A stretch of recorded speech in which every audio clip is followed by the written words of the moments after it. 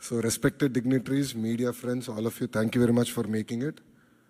As Bhaskar Garu just stated, we all believe it's a historical movement in governance initiative.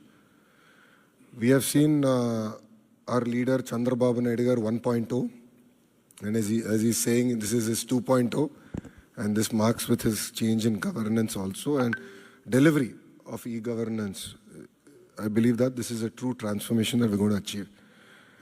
Saying that, this is what we call the Manamitra. It's a WhatsApp governance initiative that's going to be launched by the government of Andhra Pradesh and Meta. It's here to deliver a seamless, efficient, citizen-centric public service delivery.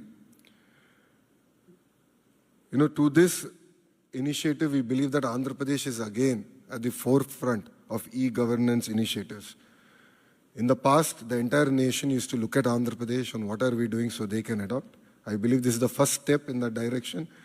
And from RTG, from IT department, you will be seeing more and more such initiatives coming.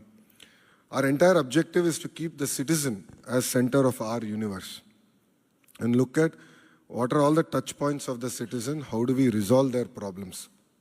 How do we ensure that on a day-to-day issues, both the government and the political system is not relevant? So to get basic documents, why should they come to a government office or why should they meet an MLA is a question, is a challenge that I have taken up. మీ అందరు తెలిసిందే యువగలం పాదయాత్ర చేశాను, 3132 కిలోమీటర్లు నేను నడిచాను. ఈ ఆలోచన నాకు యువగలం పాదయాత్ర నుంచి మొదలైంది. మీరు ఒక్కసారి కానీ మా స్పీచ్లు కూడా మీరు చూస్తుంటే, నా స్పీచ్ చూస్తుంటే నేను పదే పదే చెప్పేవాడిని, ఒక బటన్ నొక్కితే భోజనం వస్తుంది, ఒక బటన్ నొక్కితే సినిమా చూస్తున్నాం, ఒక బటన్ నొక్కితే ట్యాక్సీ వస్తుంది, కానీ ఒక బటన్ నొక్కితే ఎందుకు ప్రభుత్వం మీ దగ్గరికి రావట్లేదు, ఆ ఛాలెంజ్ నేను స్వీకరిస్తున్నానని ఆనాడు చెప్పా. అందుకే ఈరోజు మన మిత్ర, ప్రజల చేతిలోనే ప్రభుత్వం, ప్రజల చేతిలో పాలన, మాది ప్రజాప్రభుత్వం, ఈ నినాదంతో ఈరోజు ఇది మేము ప్రారంభించడం జరుగుతుంది. యువగలం పాదయాత్రలో అడుగడుగున ప్రజలు ఎదుర్కొంటున్న సమస్యలు నేరుగా తెలుసుకునే నాకు అవకాశం కలిగింది. పొద్దున నేను బస్ దిగి పాదయాత్ర ప్రారంభించిన దగ్గర నుంచి మళ్ళీ తిరిగి బస్ ఎక్కే వరకు ప్రజలతో ఉన్న, కార్యకర్తలతో ఉన్న, నాయకులతో ఉన్న, ఊరు నుంచి ఊరు నేను నడిచేటప్పుడు కూడా అక్కడ ప్రజలతో మాట్లాడేవాడిని, లేదంటే కార్యకర్తలతో మాట్లాడేవాడిని, నాయకులతో మాట్లాడేవాడిని, వాళ్ళ సమస్యలు నేను తెలుసుకునేవాడిని. అది జరిగినప్పుడు నేను రైతుల్ని కలిసా, మహిళల్ని, విద్యార్థుల్ని,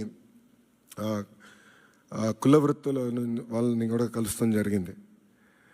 వాళ్ళందరినీ కలిసినప్పుడు వాళ్ళు ఒకటే అడిగారు, పద్దాక మమ్మల్ని మా కాస్ట్ సర్టిఫికేట్ ఉందంటే ప్రతి ఇన్ని నెలలకు ఒకసారి మిమ్మల్ని ఎందుకు తీసుకోవాలి, ఇన్కమ్ సర్టిఫికేట్ ఉంది మళ్ళీ మేము అధికారుల దగ్గరికి ఎందుకు వెళ్ళాలి, పవర్ బిల్ చెల్లించాలంటే ఎందుకు సీమ్లెస్గా మేము చెల్లించలేకపోతున్నాం, లేదంటే ఆర్టీసీ టికెట్ తీసుకోవాలన్నా మేము బస్ ఎక్కిన తర్వాత ఎందుకు తీసుకోవాలి, ముందర మేము ప్లాన్ చేసి ఎందుకు తీసుకోకూడదని పదే పదే నన్ను అడగటం జరిగింది.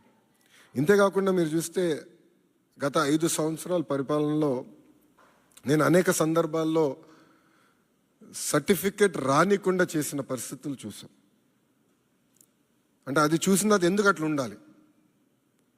మీరు చూస్తే దుగ్గిరాల నియోజకవర్గంలో ఒక ఎంపీటీసీ గారు పోటీ చేస్తుంటే, దుగ్గిరాల మండలంలో ఎంపీటీసీ గారు పోటీ చేస్తుంటే సర్టిఫికెట్ ఆనాడు ఇవ్వలేదు, కావాలని బీసీ సర్టిఫికెట్ ఇవ్వలేదు. సో ఆ రోజు నాకు అర్థమైంది, సిస్టంలో ఒక లోపం ఉంది, ఇది కరెక్ట్ చేయాలి, ఎవరు ఇట్లా సర్టిఫికెట్ కోసం ఎవరు ఇబ్బంది పడకూడదు అనే ఆలోచనతో మొదలైంది.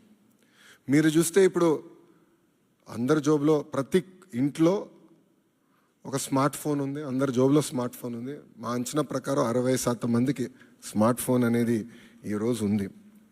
దాంట్లో ప్రధానంగా వాట్సాప్ అనేది అందరు ఇన్స్టాల్ చేసుకుంటారు.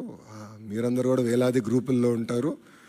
నాకు కూడా ప్రభుత్వం పొరపాట్లు చేస్తే నాకు కూడా ఇక్కడున్న మీడియా మిత్రులతో సహా ప్రజలు కూడా మెసేజ్లు చేస్తాం జరిగింది.